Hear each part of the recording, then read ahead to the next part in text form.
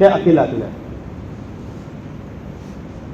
ایک ساتھی نے فون کیا، 2 کارخانے ہیں ماربل کے، کہتے ہم 3 بھائی ہیں، 2 کارخانے ہم اکٹھا رہ رہے ہیں، ایک قربانی۔ میں نے کہا نہیں، 2 کارخانوں کی مالیت کتنی ہے؟ بہت زیادہ ہے، 2 کارخانوں کی مالیت کہتے ہیں ہم شریک ہے۔ میں نے کہا جتنا اس کی مالیت ہے اس کو سب کے اوپر تقسیم کیا جائے گا۔ مثال پر 30 لاکھ مالیت بنتی ہے 2 کارخانوں کی، 3 بھائی ہیں تو 10 لاکھ روپے ایک کی ذمہ کے اندر آ گئے۔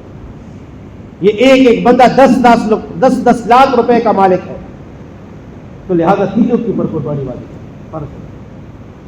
اگر کوئی بھی قربانی نہیں کرے گا اس میں سے، یا ایک کرے گا، تو جو کرے گا جس کی نیت ہے قربانی کی اس کی تو ہو گئی، باقی 2 کسی حدیث کی مصداق نہیں ہے، رسول اللہ صلی اللہ علیہ وسلم کے قریب بھی نہ ہے۔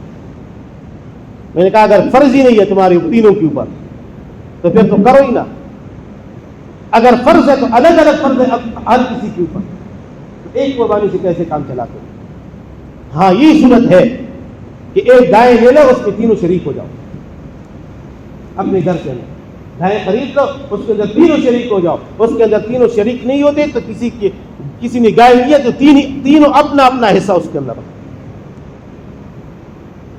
تو لہذا رسول اللہ صلی اللہ علیہ وآلہ وسلم نے اتنی سخت وعید فرمائی، اور یہاں تک تو کہانی لکھا ہے کہ اگر کسی کے اوپر قربانی فرض اور واجب بھی نہیں ہے، نفلی قربانی کرتا ہے، تو اتنا اجر اور ثواب ہے کہ آنے والا سال اللہ رب العزت اس کو غنی کر دیں گے۔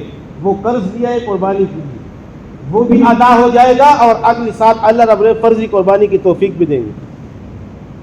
لیکن یہ ضروری نہیں ہے کہ کوئی قربانی کرے اور کل مجھ سے پوچھے کہ استاد جی آپ نے کہا تھا قرض لے کے قربانی کر دو۔